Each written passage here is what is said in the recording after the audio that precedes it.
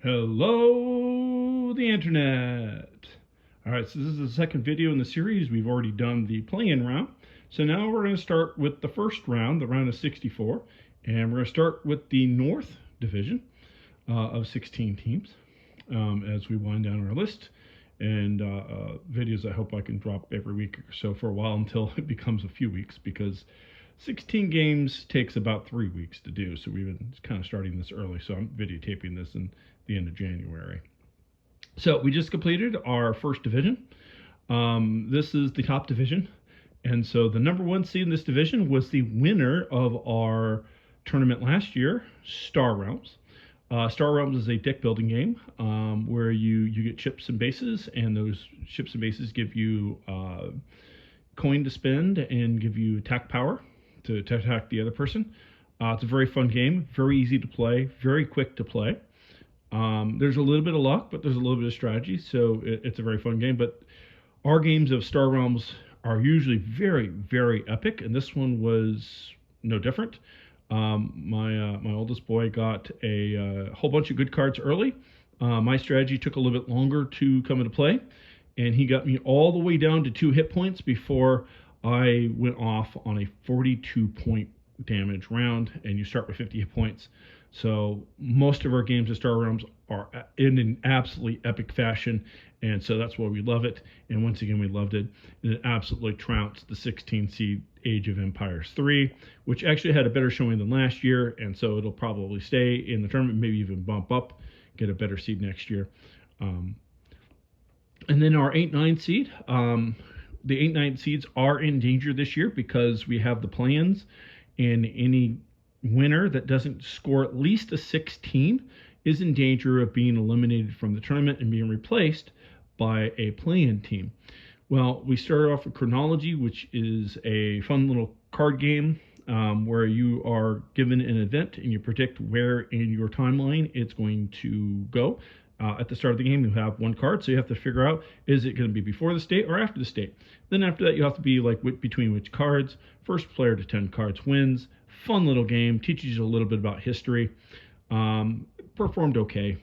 But Dominion, the classic, the original deck builder game, last year, towards the end of the year, Dominion's one of those games where, because it's random, sometimes you have a really good game and sometimes you have a meh game. Last year we finished Dominion with a meh game, and so it was a little bit lower in the rankings. But this year we had a good game with it, and so it bumped up the rankings. It is definitely going to move on to the next round. Our 512, which this being the Board Game Insanity Spring Insanity Tournament, a little bit different than the its sports counterpart that I shall not name for copyright reasons. But the 512, and that is usually a very heralding one. Not so here. Lord of the Rings, which is a Cryptozoic game, which is a deck builder game, very fun game. Did better than normal and absolutely trounced a Monopoly game that didn't do as well as it has in the past. And so Monopoly is going to be delegated to the playing rounds for next year, and Lord of the Rings moves on. Or for 13 seed, Axes and Allies, a very fun game, one of my favorite games. However, it is a game that does take a long time to play, and when you've got a kiddo, that time frame you will sometimes make it so they don't like it. I played a game where I kind of grinded it out a bit. He played the Axes, I played the Allies, and I slowly wore them down, so the game took a little while, and as a result, the game came in lower than it did last year, 15.5. It did beat Galaxy Command. Galaxy Command was a Kickstarter game. It's a game where each round you try to attack a planet, and you got to roll a die and add your military strength to that die, and you got to come up with a certain number. So there's a lot of luck involved. The gameplay is kind of the same way every time. If you get some bad luck, you lose it pretty easily. It's a game that was very, very fun at first, but the more we play it, the less we like it. Some games are just like that. They don't have staying power. It's a good game. If you can get it for cheap, I recommend it. We bought it for a whole $1. So we got it for really cheap. But it underperformed last year, and every time we played, it scores a little bit less. I wouldn't be shocked and surprised to see it removed from the the game library eventually, because at some point there's a game you just don't want to play it anymore, and if that's the case, you got to get rid of it. But we're not quite there yet on Galaxy Can, but it did lose. Accident Islands won. However, Accident Islands will not be moving on to the next round because they only scored a 15.5, and as a result, they'll be replaced by Playing Game. Which one? I won't know that until the end of the round, and so I can place the ones that score at the top of the playing round in a place where I think that they have the best chance of going as far as possible. And so we'll know later. And then we had the 314.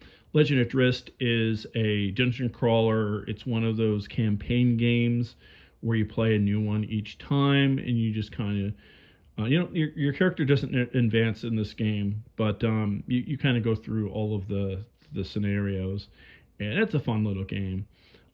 Did about where it would last year. Versus Talisman. Now notice I put in parentheses digital. I used to own a physical copy of that, but last year after we played the digital version of that, we decided to keep the digital version and sell the physical copy, and so we played it on the computer. There's a few games where we've done that. It performed about where it did last year, and so it is not moving on. Then we have the 611. Nightmare Chess is a Steven Jackson card game.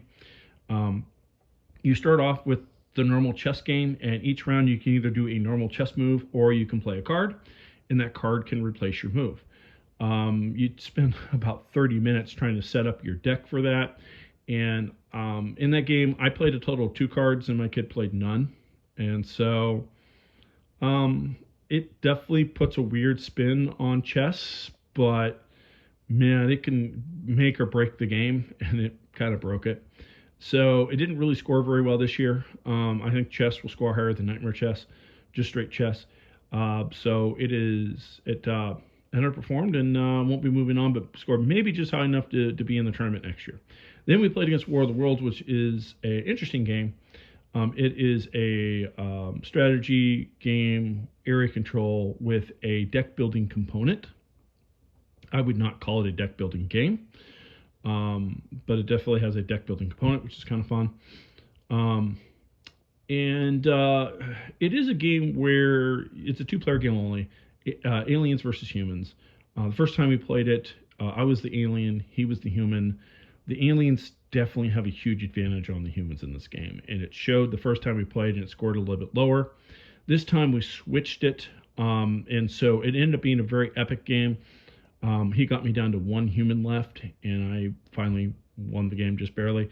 It was a close game, and so it scored higher, but it did not score high enough to make it to the next round, even though it won its tournament. We have 2 upsets in the first round so far. Dominion over Chronology, which isn't a huge upset because it's 9/8, but 11/6 was the biggest upset so far in this tournament.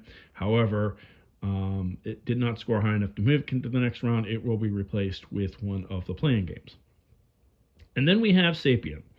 Sapien is a game I bought by accident. I was at a board game auction, and I had a list of games, and I was writing the prices I wanted to bid on each one. So I wrote a number for Sapien. Unfortunately, that number was supposed to go to the game that came before it, which was Mega Man X. So I ended up not bidding on Mega Man X, and then being the first bidder and only bidder on Sapien. So I bought it by accident, but sometimes accidents are happy accidents, some words of wisdom. And in this case, it was, because Sapiens is a game we do like a lot. It's a tile placing game, sort of like dominoes, but with a big twist. There's 8 different tiles, and each one, when you match them, you get a special ability. You're trying to get food and shelter points, and at the end of the game, your score is equal to the lower of those 2, so you can't focus too much on one or the other. And there's some fight your neighbor kind of items in the game. And so it ends up being kind of an interesting strategy game, a lot of fun. And so it overperformed last year. We've played it quite a bit. Definitely moving on. It may actually, if it continues to perform that well, it may actually give the 2 seed in the next round a run for its money. Kingdom Builder is a really fun game. You place houses and you score points based on the cards that come out. There's 10 cards, and you play 3 of them in the game that apply to both players. So each game is very different. You have 8 different boards. You play 4 of them. So each game is very different. It has a lot of replayability. It's a fun strategy game, but it did not but it was not good enough to beat Sapien. And then we had our 215 Ticket to Ride Old West. Now, if you're looking up that game, you may have a hard time finding it because it's actually the Ticket to Ride France version. But it comes with, a lot of those expansions come with 2 different sides of the board in 2 different games. It has the France and the Old West. We have never played the France version because my kid saw that version and was like, no, I don't want to play that. But we do really like the Old West. In fact, it's our favorite version of Ticket to Ride. And we do have all the versions of Ticket to Ride because they all have their differences with each other to make them fundamentally different games. And so when we have different versions that are different, we will play them if they're basically the same. Like, say, Power Grid, where all the expansions are basically the same game, just with a different map. They're not fundamentally different, but this one it has some interesting mechanics that are different than the other Ticket to Ride games. We do like this one. It scored very high again, as it always does. We'll see how far it gets into the tournament. It's got some good competition to go up against. And of course, you got the Star Realms, which will just run over everything eventually. It did make the Final Four last year, Ticket to Ride Old West, where it came up against Star Realms. And so that Final Four matchup may be an Elite 8 matchup this year. We'll see. And it trounced Ice Cool, which is a fun little game. It's a cute game. You have these penguins. You got to flick the penguins around and try to get the fish by going through doors. And the other guy is trying to catch you to run his penguin into yours. It's a fun little game, but not fun enough to overtake the 2 seed. And so that is the North Division. That is the first part of the first round. And then our next round, which we'll be posting probably a week from this, and will be done for us 3 weeks from that, and probably the mid-February. So that's the first part of the round of 64, and stick around for the next one. Should be a very interesting, fun tournament.